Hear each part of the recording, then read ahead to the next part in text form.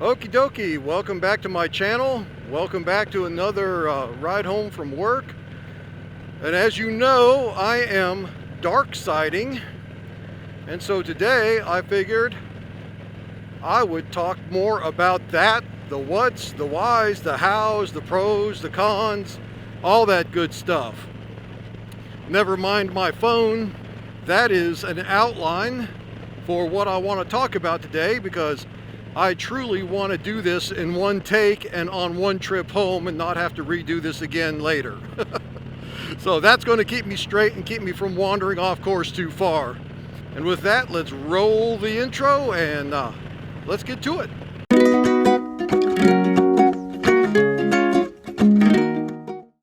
All right, so first off, what is darksiding? Based from the early comments that I had the day that I dropped that video, you already know what darksiding is. But for those of you who may be watching and do not know, darksiding is the act of replacing your normal motorcycle rear tire with a car tire. And by extension, there is what's called double dark, and that is taking a regular motorcycle rear tire, reversing it so that you're going opposite of the arrows and sticking it on your front. That would be double dark. I'm not going to talk about double dark. I was just letting you know that's what that is. Why did I specifically go dark side? I did it mainly for the cost. I started looking around, specifically Revzilla, and I wanted to get the Metzler 888. And that was $330, I believe, give or take. And I thought, wow, that's over $300 for a tire that doesn't include shipping, that doesn't include mounting. Because at this point, you know, I haven't done anything like replacing my own rear tire at all. I've always taken it to a shop. So I've got to factor in that cost. And I'm like, and I've never had a tire last more than 8, almost 9,000 miles. Generally 7,000 is where I start to tap out. And I'm like, wow, that's doesn't feel great at all. There is a tire that's about $100 cheaper. It's the Shinko 999. And honestly, I didn't see that tire until I was already done with the Darkside conversion. So that tire didn't even enter the conversation. I was looking at the Metzler 888 or the Metzler Cruise Tech. Both of them are above $300. So I was like, well, I know what darksiding is. I knew, well, at least I knew enough about darksiding to know that it was a car tire on the rear end of your bike. I didn't know anything else about it, but I decided I needed to find out more to see if that might be a viable option. What tire did I settle in on? My tire that I settled on is a Yokohama Avid Invigor, and that's a ZPS tire, meaning it's called street term run flat, zero pressure. And this has several advantages because since it is a run flat tire, it's got a very firm sidewall. And I like that. This tire feels really good underneath me. Well, hello everybody. This is Editor Big Cat intruding into Rider Big Cat's video because Rider Big Cat forgot to tell you why he really likes the run flat tire. The biggest reason why he likes the run flat tire is because if he happens to be going down the road and he happens to pick up an Allen wrench and shove it into his tire like someone that he knows up in Canada, well, he won't be able to pull over and do a field repair and patches tube and all that kind of stuff. That's just not possible with this bike and with that tire and all that other stuff that goes with that. So having a run flat kind of gives rider Big Cat a little bit of peace of mind, because that tire, as the name implies, is designed to be run flat if it needs to. Now on a car, that translates to about 50 miles of limping it along to a gas station. On a bike, probably better than that, and it won't, in theory, destroy the tire in the process so that he can go get it fixed. I felt like that was a bit of information that he left out that editor Big Cat would like to put in. With that, back to the video. The size that I settled on, which I think you might have saw in my last video, was a 195/55 R16 87V as in Victor. And that's your load and speed designations. And the load that it can take, that's the 87 part of it, means that's load rated to 1,200 pounds. 1,201 if I'm being exact. And the V, the Victor, is the speed rating, and this is rated at 149 miles per hour. Neither of those two limits am I ever going to see on this bike, so we're okay there. So when you're thinking about dark siding, of course, size consideration, size matters. You want to stick with as close to your stock tire as possible, because if you get too tall or if you get too wide, of course you're going to run into clearance issues. Clearance with your fender, clearance with bolts that stick through that for attachments, clearance of your swing arm, brakes, all kinds of things. So you don't want to get crazy. You don't want to get too far outside of what you should be running. Before you commit to the tire that you want to get, it's always a good idea to get down there and take some hard measurements of what you have in your particular setup to know if the tire that you want will actually fit before you get there. That's just a word of advice that I would have.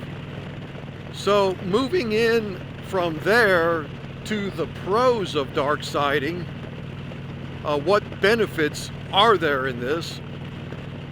First, it's cost effective. And that's going to be the big driver for a lot of people to go dark side, is just cost effective. This Yokohama wasn't cheap by any means. It was like 220 bucks. So technically I could have gotten the Shinko for the same price, right?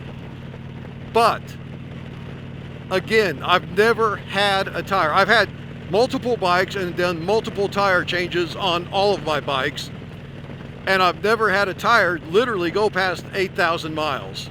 Not close enough to 9 to call it a full 9. And so if that were to remain constant, then what I have is a $200 tire that's going to take me probably 5 to 7, maybe 8,000 miles before I got to do it again. That's literally a year, less than a year. Well, for the same $200, I got a car tire.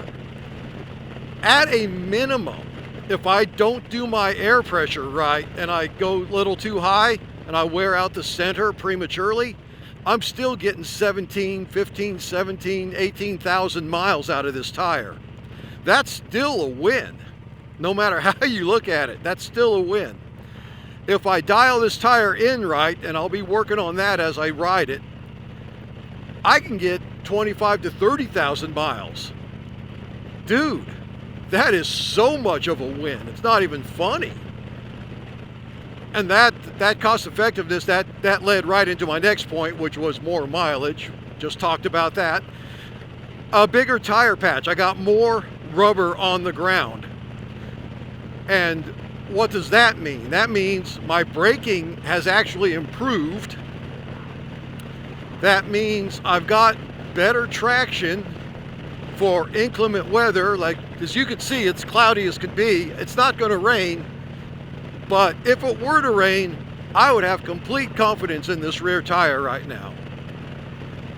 And then also, I have found out it's kind of a life hack when you're coming into an intersection, because it doesn't feel as tippy, unstable. You know, those are kind of dramatic words, but if you own an 800, 900 pound motorcycle, you'll know what I mean.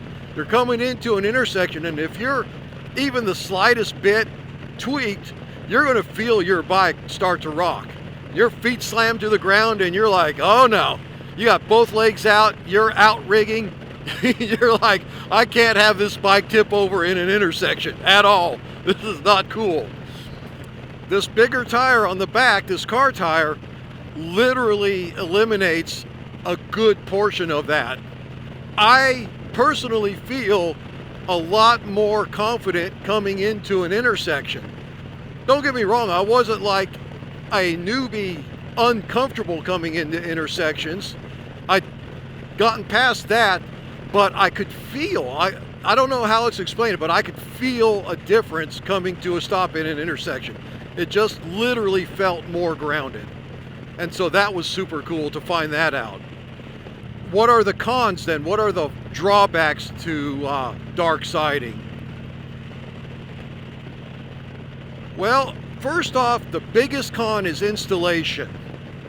Like, if you either have to do it yourself or you have to find an independent shop that's willing to do that for you. Because I can guarantee most motorcycle shops absolutely will not throw a car tire on your motorcycle rim. I called up one motorcycle shop that's near me. By near me, I mean within 50 miles. And they flat out said, we don't have the equipment to do that. I'm like, what? You don't have the equipment to take a tire off the rim and put another one on, even though you're a motorcycle shop? I didn't question it. I just decided that that was their lame ass excuse for saying they didn't want to do it. So, you know, for like me, I had my buddy who owns a mechanic shop in town do this for me, and I tossed him $40 cash. And fortunately, he didn't need the specific motorcycle rim adapters like he thought he would need. Probably because I took the pulley and the brake disc and all that stuff off and just gave him an empty rim. So he didn't have any of that other stuff he needed to work around. It was just tire rim. But as far as the installation goes, you can expect to have to use higher pressure to get the bead to seat than you would a motorcycle tire. And it also might take multiple attempts to get it seated. That's why I had to give my buddy 40 bucks. I mean, it took him 4 legitimate attempts to get the tire seated on the rim, and he stopped at 50 psi, 60 psi. He was like, I don't know what this rim can actually take if that tire snaps into place. I don't want to damage anything. And I respect that. You go on the forums and I seen people saying they had to boost their tire up to like 100 psi before it snapped into place. That's dangerous. That's crazy. So there is that. That's all under the installation part of it. Is, you know, expect it to be a little more difficult, and expect motorcycle shops to not be really excited about doing that. So expect to try to find an independent that you can throw some cash at, maybe some beer money to get that done, or do it yourself.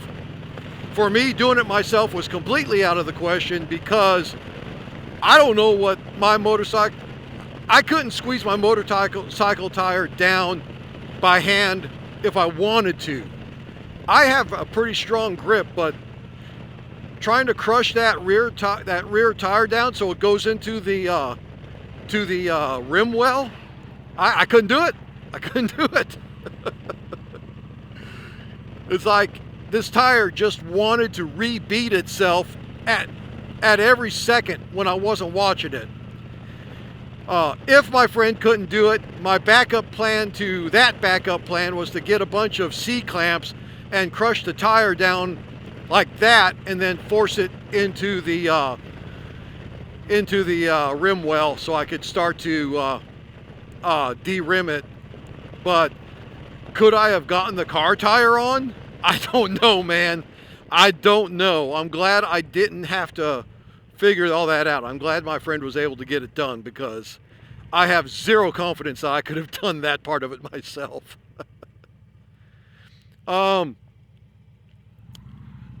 Another possible difficulty is if you live in an area where you have to do an annual safety inspection to renew your registration, you might run into some difficulty, with your inspector if he sees a car tire on your bike. Now, I don't know of any specific laws or statutes, but I'm no lawyer and I don't know every 50 states and every area jurisdiction within all those states, what that would look like. But I just know in general, by cruising the forums and other people bringing this up, I don't know of any specific laws or regulations that ban you from having a car tire on your bike. I have heard, again, through internet rumor, that the state of Virginia tells their inspectors to fail those inspections if they see a car tire on a motorcycle, even though there's no legal mechanism to justify that failure. Again, I think that's just rumor. I don't know if that can be confirmed in any way. But it's something to keep in the back of your mind. You might have an inspector that's having a bad day and you look like the guy that got his daughter pregnant and he decides to crap all over your day. I don't know. Another consideration before you jump on the dark side train is insurance. Again, I don't know of any insurance company, Progressive like mine, Geico, what have you, that specifically will deny you insurance coverage if you're running a car tire. But again, internet rumor mill suggests that if somehow they can convince themselves that your car tire was the cause of an accident, they could deny your claim or absolutely cancel your insurance coverage. So, that's not great either. But again, there's no case that I can find where that has actually happened. So I don't think it's a serious thing that you have to worry about. So that leads me into some other considerations, right? So balancing, that's the first consideration. I did not know before doing Darkside of 3 methods of balancing that exist, 2 of which are not applicable to me because I'm running a tube. Those 4 methods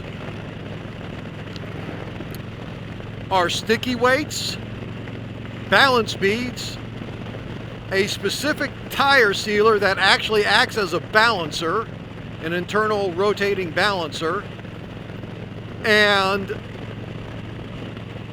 centromatic discs. So I used sticky weights because that's what I know. And off of my original rear tire, I pulled off 3 sticky weights. These are 1/4 ounce squares, so that was 3/4 of an ounce I pulled off my rear rim. That's super low, man. That's pretty good. Now I did balance myself this car tire.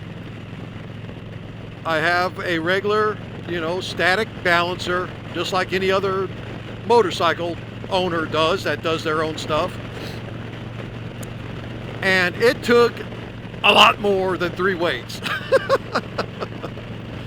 As I'm riding my bike right now, I can't tell you how many more it took. I think it took like 7 on one side of the rim and 5 on the other side of the rim in the same spot. So that's 13 squares, which is 4, 8, 12. That's 3 ounces and a quarter. And that's not abnormal from what I'm seeing. That leads me into the next, balanced beads. Balanced beads are a little bit of an enigma to me. They're one of the ones that I absolutely did not know exist until I started getting into the Darkside thing. And apparently they're just beads that roll around inside your tire using centrifugal force to throw them out to where your tire is balanced once you're moving. And it seems like these guys are using 3 to 5 ounces, you know, to get their tires balanced using balance beads. And honestly, that seems super inconvenient to me because, you know, how do you know how many ounces of beads to throw inside your tire? You know, it's like you throw 3 in, beat it up, air it up, ride it around. If you feel some jiggling you don't like, take it back, undo everything, throw in another ounce, do everything back up again, go out and run it again. I mean, I don't know. I mean, do they have spin balancers for motorcycles? I mean, they got to, right? They got to. I don't know. All I know is that's what they're saying. So there's that. And then there's the goop. It's like, I'll see if I can find an image of it and flash it up here, but as well as other stuff. But wow, when I worked at Walmart and I had to break down tires that had liquid tire sealant in it from, you know, people coming in off the highway, that was so nasty. I hated that so much. And it's crazy to me that they sell a product that's a tire sealant that's actually designed to balance your tire at the same time. And apparently people are doing that as well. And between that and balance beads, as novel as those things are to me, they're totally not applicable to me because I run an inner tube. So that leaves me with centromatic discs, which I actually kind of wish I knew about before I stuck on my sticky weights. But they're expensive, they're not cheap. But there are a one and done. And what they do is they act like balance beads, but they're external.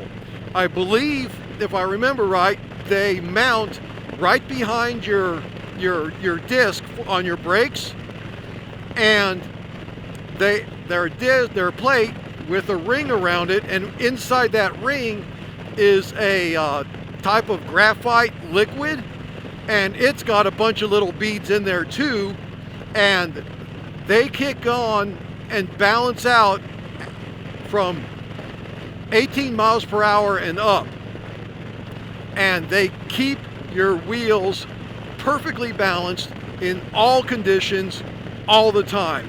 You install them once, and then after that, every tire, you don't have to worry about balancing them. You just slap the tire on the rim, and these little babies will fix themselves to whatever they need to do to balance your rim or your tire all the time, every time, no muss, no fuss.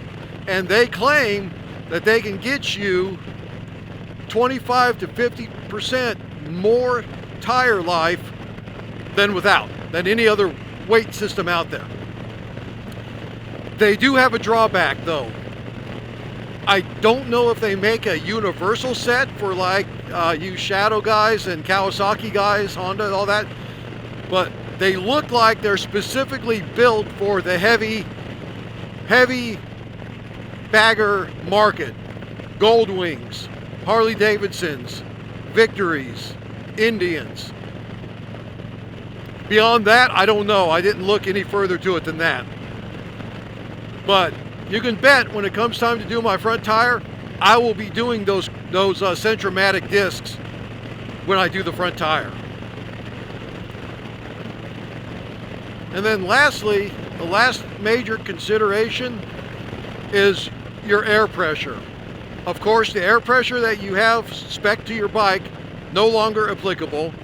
The air pressure that is spec to that tire really isn't applicable either, because that is pressure that is designed for the weight of a car, etc., etc., etc. You get it, right?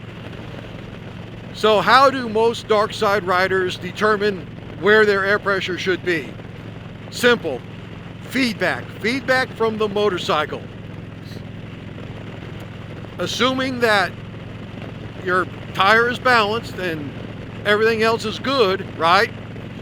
If you start feeling hopping or fishtailing or wobbling or any kind of instability, it's always going to be fixed with air pressure, either higher or lower. And that's going to determine what type of tire you have, how big a bike you got, how big you are, all that kind of stuff. So setting the air pressure for your darksiding experience is super individualistic. Now there are generalities that can be drawn, like for my Yokohama and for my size of bike, people have been generally staying between 28 and 32 psi, right around in that range. And actually right now I believe I'm running 34, and so I will probably, and I haven't had anything crazy happen to me, but I may start to lower that down some, because like I said, I don't really want to prematurely wear out my center. That's it for my entire thing. So what are my initial feelings about running Darkside? Man, I love it. I absolutely love it. I have not felt hindered. I have not felt like I had to fight the bike any harder than normal. I have felt rather grounded at a multitude of speeds. I've had the bike up to 90 and have not felt out of sorts in any way, shape, or form. I can U-turn, I can maneuver through a parking lot at 5 miles an hour. I can do all the things that you can do on a motorcycle tire on this car tire. Now, could I go through a motorcycle police officer course? Probably not, but you know what? I wasn't going to on a motorcycle tire either. My skill just isn't that good. And it doesn't help that this is a longer wheelbase bike as compared to your normal motorcycle police officer bike, which is a Harley-Davidson Road King, shorter bike. But that's irrelevant. I wasn't going to do a motor officer course anyway, and this car tire doesn't change that at all. If anything, it's kind of improved the ride a little bit, because I have my lower back is completely made out of glass. And sharp little jolts really hurt. Doesn't matter what bike I'm on. This Ultimate seat, my air suspension, I still feel it. But with this car tire on, it actually takes some of that sharpness away from me. And I like that. So, and I've talked about some of the other feelings that I've had about it. I've noticed, and I've noticed a better braking, like I can really grip better the road. Everything just feels better. And I don't feel any hindrances with running a car tire. But I'm just starting. Like, I've literally only got a couple of 100 miles on this tire right now. We'll see what it feels like at 5,000 miles, you know. So if you're planning on doing darksiding, there's 3 things I would encourage you to do. First, go to Darkside Riders on Facebook, join their group, and just start asking questions. Get as much information as you can, because I guarantee you somebody has darksided your bike. People are out there darksiding Hayabusas you know, all kinds of stuff. And you will always find, you know, your jerks in these open groups, but literally I've not found a problem in there. I've had every question answered. As long as I give them specific, detailed information, they're super happy to oblige me and give me information in return.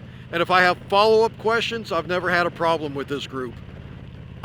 This is one of the, I don't like being in open internet groups. This is one that I do like. I've found them to be super helpful. And it's because of that group that I get an idea what tire pressure to run. I decided to buy the tire that I did. I could have gone to Walmart and grabbed a $50, $60 cheapie and slapped on here that was the same size, but I feel like that wasn't going to be helpful. There's such a thing as going too cheap. And like the grand majority, you see how I took that turn? That dark siding, it doesn't hurt me at all.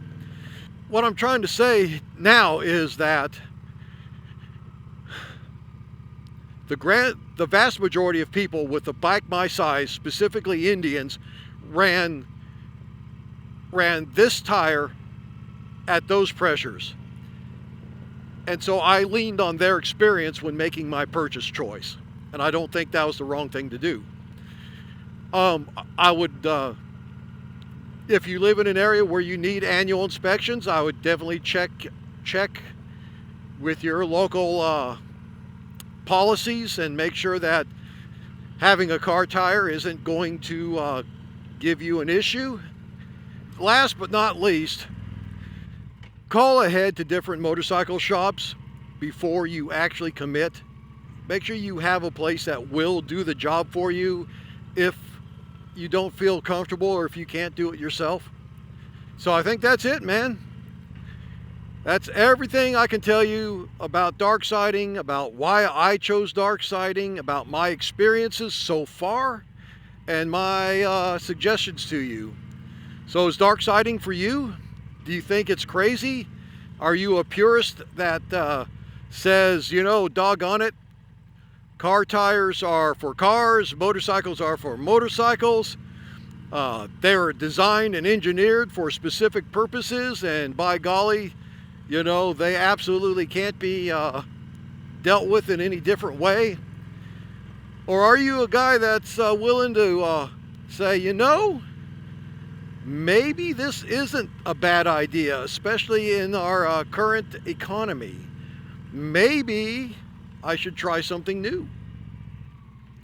I don't know. As always, I cannot make that choice for you, but I hope that this video has given you something to think about, has given you good information to consider, and I hope that if you are thinking about dark siding, that this video was helpful in your determination to either do dark side or not to do dark side.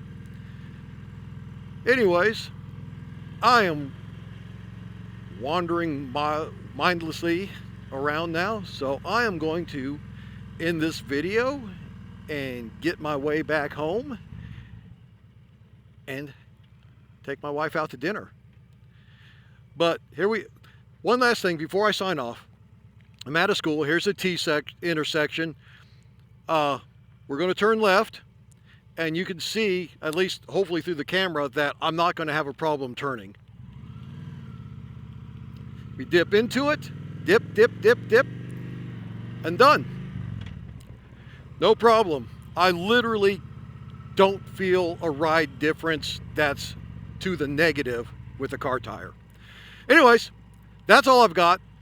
I seriously am done. This video probably took a little bit longer than I wanted it to, but that's okay. I wanted to make sure that you all had all the information that I could give you about this topic. So until next time, you all have a great day. Keep the old tires down to the ground and keep the shiny side up. Bye.